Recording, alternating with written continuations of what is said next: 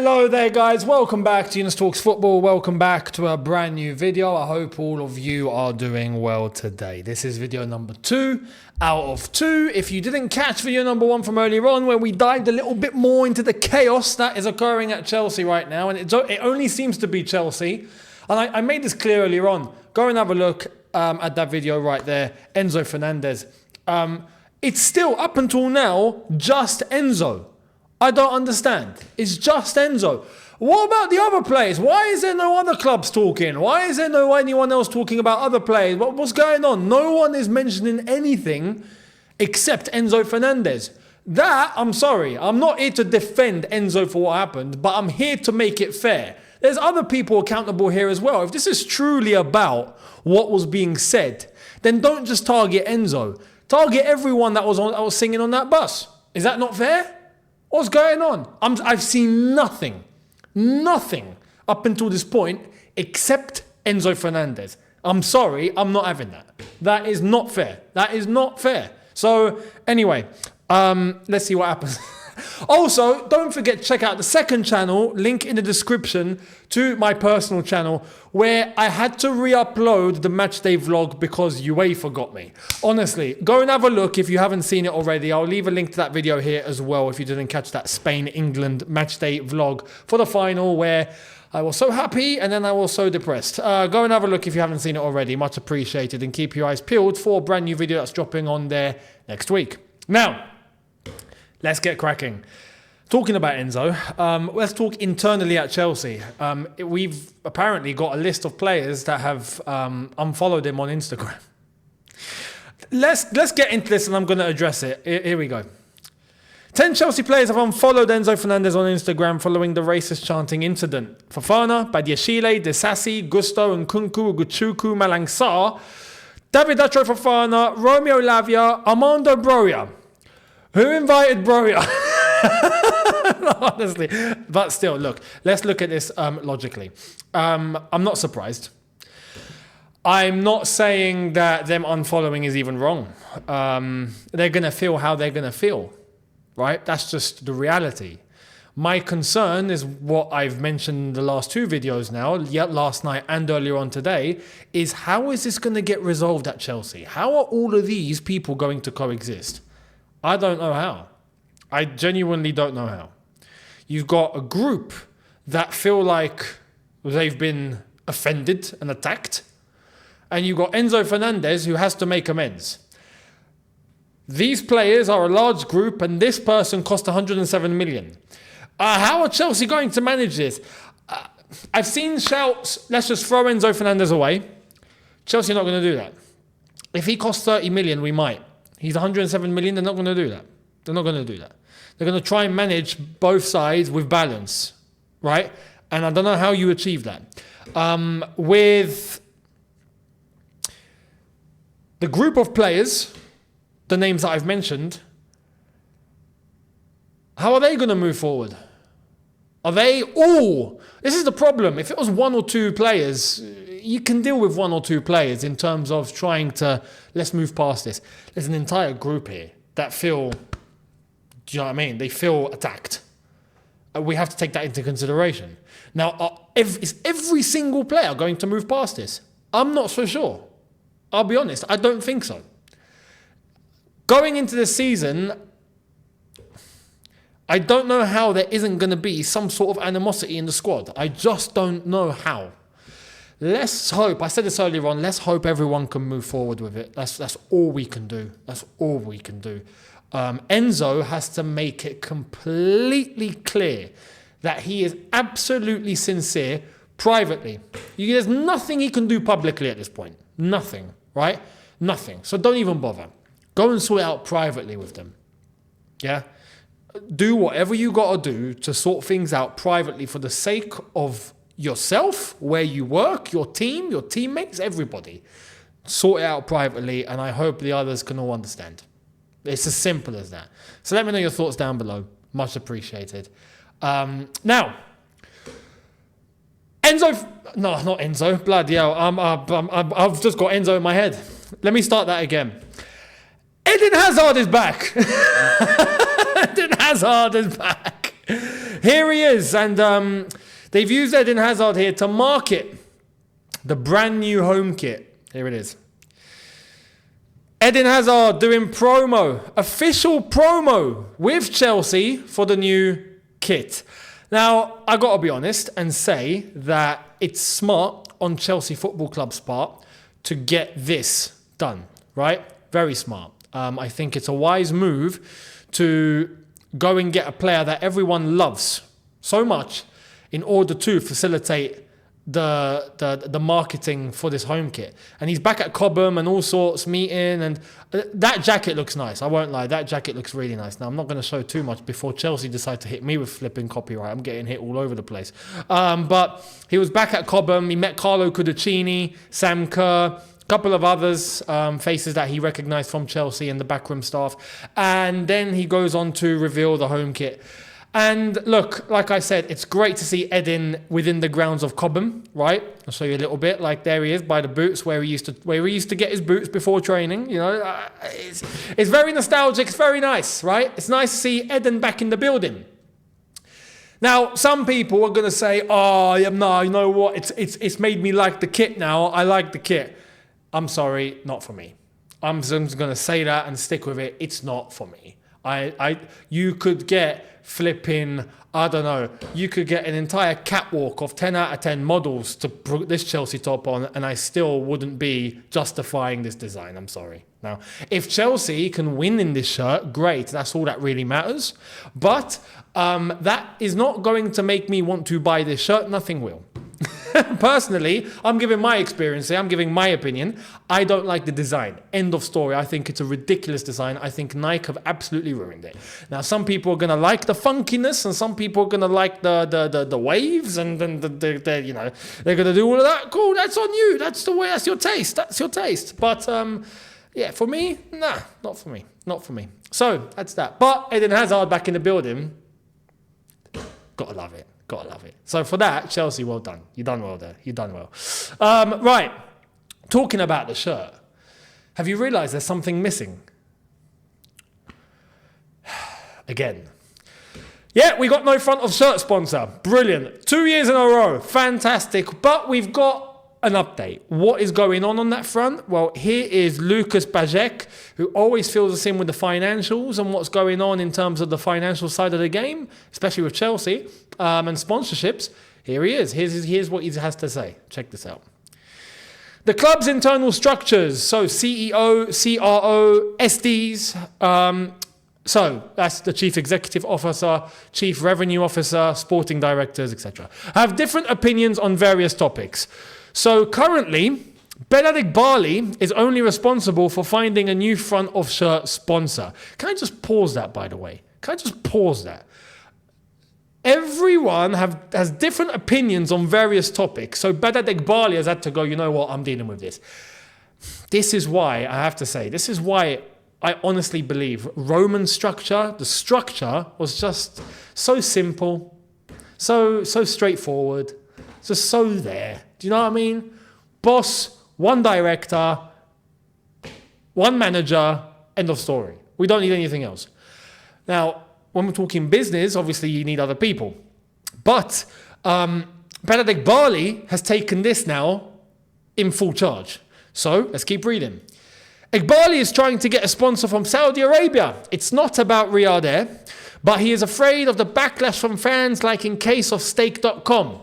Good relations between the Public Investment Fund and Clearlake Capital, where it invested its funds, are of key importance. Listen, I'm going to say this, right? For once, I'm going to encourage Eghbali, right? I'm going to not go against what he's done, right? Go and do the deal. You won't get any backlash from Chelsea fans anyway. You might get a backlash from the rest of the fans across the country. Don't care about them. Why are we bothered about what they think? I ain't bothered. Chelsea fans were bothered about Stake.com because it's Stake.com and it's a betting firm. I mean, do we have to sink that low? Like, do we have to, right? Other clubs do it. Cool, that's on them. Mid-table clubs and whatnot. Fine, Man United have done it anyway, but that's Man United. Don't care. Listen, Saudi Arabia they definitely have companies that are willing to sponsor because they want to push their nation. Saudi Arabia have a complete agenda that wants to get themselves ready for 2034. They want to do everything they can to grow the country in the eyes of the world up until 2034 when they host the World Cup. And let me tell you now, I'm in the Middle East, right? I'm in Dubai. This part of the world, everyone's thinking 2030. Everyone, there's 2030, 2040, 2050. Everyone is so future focused that it's ridiculous, right? So the Saudis, I am sure they've got the money. Go and get the deal done with a Saudi company and we will be in absolutely good sponsorship hands. Don't need to worry. Do not need to worry, right? Anyone wants to feel like something's off or something's dodgy, let them say what they've got to say. We don't care. But you won't get a backlash from Chelsea fans. But it does go to show one thing. You see, it proves that this ownership are bothered about public perception. They are bothered about what people think. They are bothered about PR. And as far as I'm concerned, yeah, you got to be bothered about that to certain extents. But not when it comes to this. Mate, it's business. You go and do your business. End of story. If someone has a problem with that, they can smash their heads against a wall. I wouldn't care less. What are you going to do about it? Honestly. So go and get the Saudi deal. Go and get it done. Let's wait and see. But there's more details in terms of how can it get done. Well, let's get into it.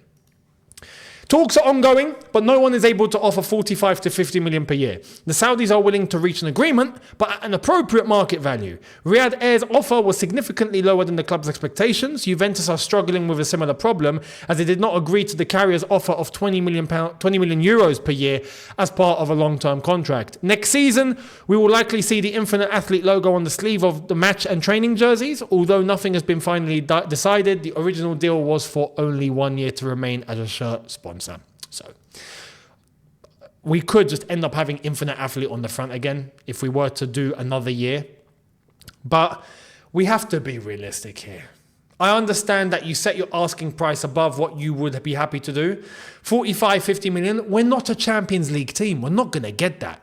Eghbali and the ownership need to honestly, at this point, wake up and just smell the coffee. We are not a Champions League team.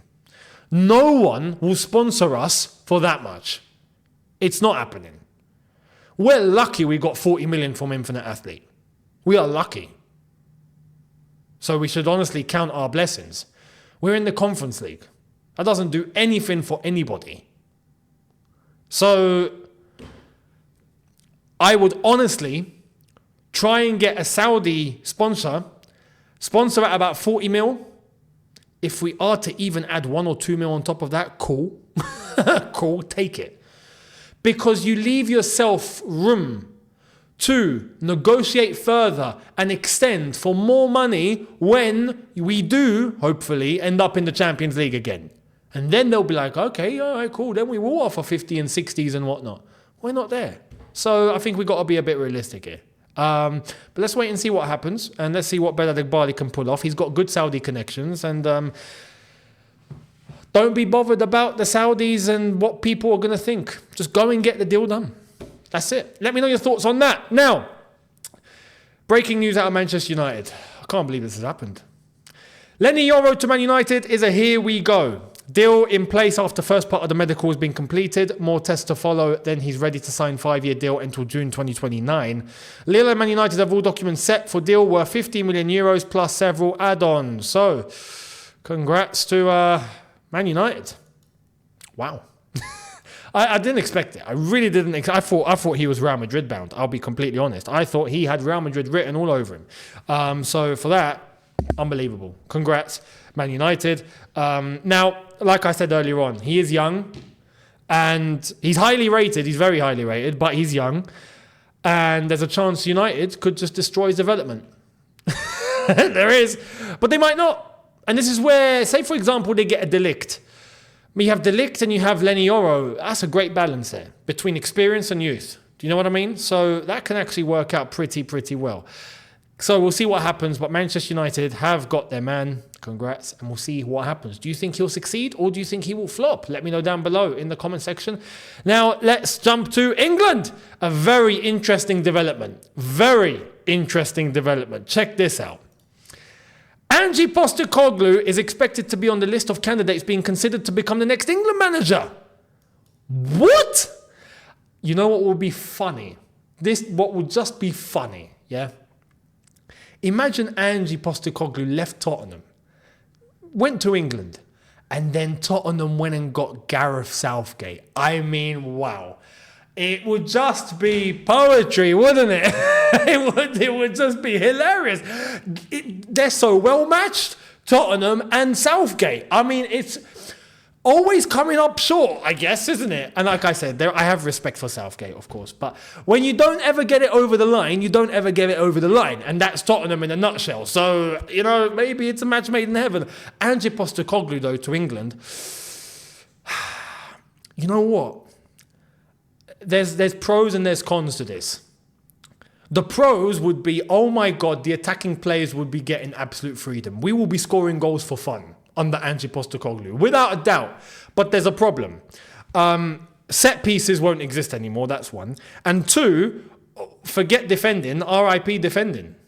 We're going to win games 7-5 or 6-4. Or 4-3 will be like a new 1-0 for us. It would just be carnage. So for that, I'm going to say thanks, but no thanks. For Ange Postecoglou, I think it will just be a bit too much. We need at least some organisation when it comes to the defensive side. And not just a free-for-all with, no men behind the ball. That would just be absolutely ridiculous. But anyway, Ange Postecoglou, I think he would actually unlock quite a lot of the attacking power in the England team. I think he would.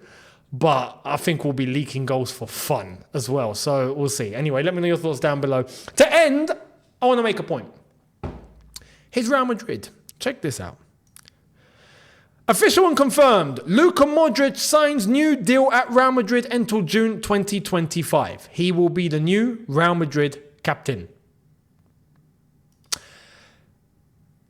There's some Chelsea fans that want to make the point and go, Real Madrid scout the best youth. They're all about the youth. We're trying to follow the Real Madrid model. We're doing the same thing. And like I've said before, there are some young players that we've got and we are looking at that, could be absolute gems. But the thing that Real Madrid have always done that we are not doing is also bank in their experience that they have in the team. Do you think Real Madrid are stupid to allow Luka Modric at his age to extend for one more year and he will be the club captain? Do you guys see the logic? There's big logic there. It's going to be players like him that elevates those young players to the level that's required at a club like Real Madrid. That's something Chelsea are missing. And that's the missing point for me. If we were to sort that bit out, I would be absolutely cool with any youngster coming in. Because you just know they're going to be brought up to levels. My concern, are we going to let them just roam in the wilderness? Let's wait and see. But that is a very wise and shrewd decision by Real Madrid in order to extend Luka Modric. Just as Toni Kroos has retired, Luka Modric is now going to take this for one more year. And all those players that have, for the last 2 seasons, grown with these sort of players around them will be able to take the baton and run when Modric decides to call it a day at the end of next season. That's called a beautiful transition. We just went for absolute carnage in terms of transition. Throw everything away, change it all now, and this is the situation we're in. So let me know your thoughts on that. Much appreciated, and I will catch all of you tomorrow for a brand new one. Make sure you guys are here. Don't forget to hit the subscribe button, notification bell on, of course, in order to be updated when I have uploaded. Also, the second channel in the description. Do not forget the matchday vlog on there. The socials on screen and in the description. I will catch all of you tomorrow. Have a good one, people. See you lot then. Take care and peace.